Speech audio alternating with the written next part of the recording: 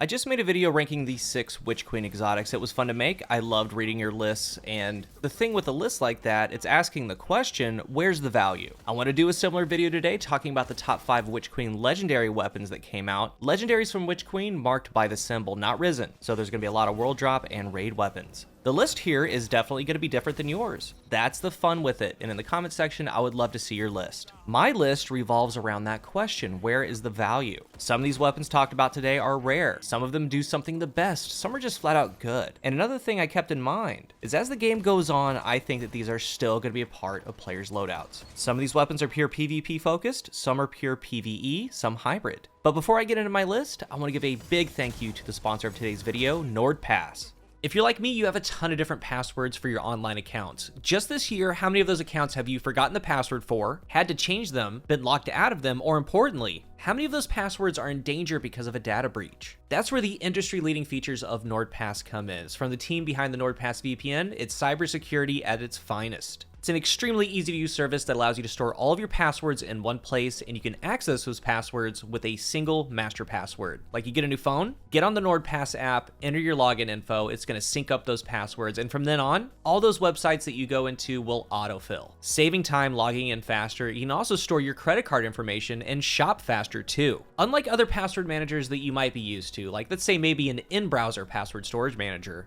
NordPass uses advanced encryption algorithms to ensure the security of your password vault, and on top of that, they offer a multi-factor authentication. It's a zero-knowledge password manager, which means that no one else can see what's in your encrypted vault, not even the NordPass team. Your identity is your life, so secure it. The best part, there's a 30-day money-back guarantee, so there's no risk to try it out for yourself. So sign up today and get 70% off of a 2-year NordPass premium plan at nordpass.com/CoolGuy or use code CoolGuy. Plus, you get an additional month for free. 70% off 2 years and a month free. Don't miss out on this great deal that they have for us.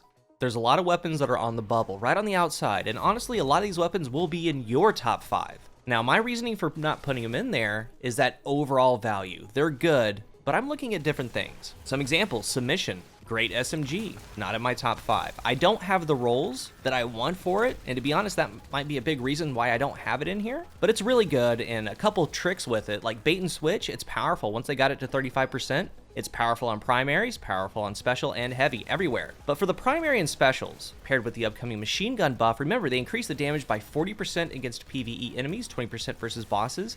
You can use that machine gun ammo for bait and switch. Just abuse bait and switch. That goes for Insidious, Lubre, Submission, Deliverance. Deal damage with all equipped weapons within a short time to give this weapon a damage boost. It's 35% more for 10 seconds. And you can still add on things like Phantom Might, maybe Being a Well. It can go higher. But you can just shoot one machine gun shot, switch to your primary, shoot the hand cannon, pulse, scout, whatever it is, maybe a sniper, come right back to the SMG, and then just deal the 35%. Once it's over, you have over 100 machine gun rounds, just pop another shot, switch back, just keep cycling through to keep going with bait and switch. It's really good. And on Submission, there are things like Sleight of Hand, Harmony. So many good rolls. It's a good SMG. Then there's Insidious, another one on the bubble. The 4 burst is back, it hits hard, it's really good. Because it hits hard, it makes it one of the better PvE pulses when you have to use it for the artifact. Its range, hard-hitting nature makes it great in the Crucible. It's a great weapon. Syncopation, another one. Snorri. There's a lot of good ones. But I want to get into my top 5. And at 5, I have the Cantata 57. It tells you a lot when there can be 14 legendary 140 RPMs, and Cantata still stands out. And I really hope that we can craft this one day. And to ask that question, where is the worth? It's a Suros hand cannon. It has Suros synergy. You reload for 6 seconds, you get plus 36 handling, 20% flinch resistance. Pair that with hand cannon unflinching on the chest piece. Pair that with the stability changes coming to flinch reduction. Hand cannons get 15% flinch reduction with 100 stability. A lot can't hit that, so they're at least going to hit 50 stability. So we can pencil in at least 7% coming from stability. You pair that with something like this, Rangefinder, Eye of the Storm. My roll hits at 34 meters, that is more than enough. You have 3 ways that you're getting anti-flinch.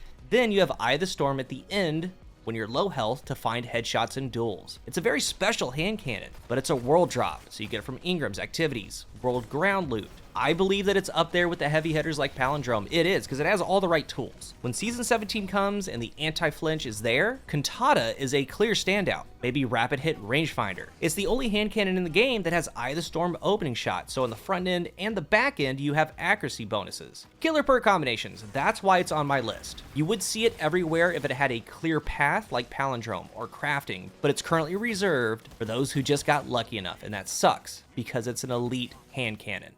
Number 4, Deliverance. I see it all the time, so where's the worth? It's the only legendary fusion to use in that primary slot. It can because it's stasis. This spot was reserved for Bastion before, but not anymore. Deliverance is a 101 type deal. And as the game goes on, there's only one other thing that can go here, another stasis fusion if they add one. We don't know when or if they will ever do that. It allows loadout freedom, maybe you're running Graviton Lance in PvE, it's getting a buff, or Sunshot, Trinity Gold, Monarch. It has things like Chill Clip. When you get ammo at the top of the mag, the detonation slows nearby targets. It puts in work in PvE and the Crucible. There are things like Successful Warm-Up, but it's worth noting for the Crucible, ammo bricks only give 1 with the upcoming season, so Successful Warm-Up, Chill Clip might become less helpful. But you have Cornered, Surrounded, Demolitionist, Adrenaline Junkie, it's a useful tool. And in the Crucible, you can pair it with Palindrome or the recently talked about Cantata, maybe Insidious. It does its best work with stasis, but it works with any subclass on any character. And as the game continues, I think it's still going to be used because it's in that slot. I still need my red borders to get what I want, but I'm looking for Demo Adrenaline Junkie, Demo Bait and Switch. I already have a really good Steady Hands Chill Clip. It's one of those weapons that you're going to use it. If not, you're just going to place it in your vault.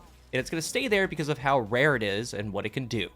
At number 3, Cataclysmic, the Raid Linear Fusion. The bait and switch buff placed it in a top tier for heavy damage. It's a weapon that you want to have, really. There are hard hitters like Reed, and Reed just got Vice Stinger. It's good too. You have triple tap Firing Line, triple tap Vorpal. And keep in mind with Stasis, with the shards you can make, you can easily have Charge with Light, High Energy Fire, and Font of Might damage to go with those damage perks. But with Cataclysmic, it kind of is narrowed down to bait and switch. There's a lot of talk about 4 times a charm with bait and switch, and it's really good. But there's also another, I wanted it and I got it. It's Successful Warm-Up Bait and Switch. It's just as good because I'm more of a solo player. Things like Lost Sectors, or even in dungeons. Guys, warm-up bait is nasty because in those activities, unless there is pure DPS in a phase, there's going to be other enemies. You would cycle through, make a final blow on an ad, get successful warm-up, and then just unload 35% more damage with a way faster charge time. The deeps are there. It's amazing. There are also some other qualities about it, like adaptive munitions, focus fury. Lots of ways to go, but most, if not all, will go with bait and switch, or possibly adaptive. There have been many heavy weapons that were meta, and even nerfed, they were still solid. It could be like the old GL meta. This is one of those. It's just gonna be good because it has that unique raid perk bait and switch. It's a weapon I would go for, to have and to use. It's unique and it's solar, so maybe down the line here soon, it might be even more powerful with Solar 3.0. But with the bait and switch buff, I think it's one of the highlights of the expansion. And at number 2, the Ogma PR6. Guys, I am so confident in this weapon. I've covered this game approaching a decade. I look at every perk, every hidden stat, every combination, and the Ogma has things no other weapon has or can do. The Ogma is extremely special. Keep in mind, lightweight pulses are getting a buff. They're just all around gonna be a little bit better. And when it comes to reviews, I will say, other reviewers will say that just a weapon's a good ad slayer, right? Technically they all are, but sometimes it's with Rampage or with Frenzy. It just slays ads really well. But with Ogma, we have things like Demolitionist Wellspring. I went over that in my review. Demo grants 10% grenade energy on a kill. Wellspring generates 8% ability energy on a kill, and if only one ability is uncharged, it gets the full 8%. So you can have almost 20% going straight to the grenade. It's wild. You get the grenade back in 5 kills. And then you add on something like Devour on the Void Lock. Devour also gives grenade energy. It lets you get that grenade back in 3 kills. So just 3 adds. It could be Thrall, could be Dregs, just rank and file enemies. It's so good. You can also do Bleak Watchers every 5 kills on Shadebinder. You can throw so many that they just despawn. Ogma is solar, so maybe in Solar 3.0, it might give something like volatile rounds, like burning rounds. I don't know, just imagine that. I love it. And that's one thing that nothing else can do, but there's also something like Disruption Break Adaptive Munitions. It's also the only weapon to have it. Hitting a non-solar shield ramps up damage, going to 500% more just so you can break it. So you can use it on any shield. Then once you do break it, Disruption Break procs, and you get 50% more damage with your kinetic, and then just start slaying them out. You can take any content in the game. Day 1, GM, a Lost Sector, Master Raids. It's a perfect weapon. It has jobs, but it's a world drop. You have to get lucky. There's zero doubt in my mind. Zero. that if you had some of these rolls, you would see it, you would know it. And if it was craftable, the majority of players would have it. It's special. And then there's Dragonfly on the right side. The kills from Dragonfly can proc perks in the left column, like Unrelenting. Get a headshot on a group of enemies, Unrelenting can proc from that. There's also Demolitionist. All those kills that Dragonfly gets, with the Dragonfly spec, of course, because you want it to be more damage and go out a little bit further, give you grenade energy. So again, it works well with the Voidlock. And if you haven't noticed, I have all the Ogmas, and I'm keeping all the Ogmas. So look in your vault, use them, see what they're all about. Each roll is unique, and it does things that are very special. It would be number 1 on my list if number 1 didn't exist. And that number 1, you might have guessed it, is Funnelweb. There isn't really too much to say about Funnelweb aside that it's just great. There's multiple roles to go for because the real reason its engine runs through Vice Stinger. Just damaging an enemy gives a small chance to reload the weapon, increase movement speed. That will happen. We have Perpetual Motion, Adrenaline Junkie, Subsistence Frenzy. There's Focus Fury. That works because of the Vice trait. It's accumulation of it being great and Void 3.0. Void 3.0 isn't going anywhere, so it's going to continue to be used. Fast, easy grenades can happen with Void 3.0. You have volatile rounds, sustained damage with that Junkie ×5, or Frenzy, or whatever.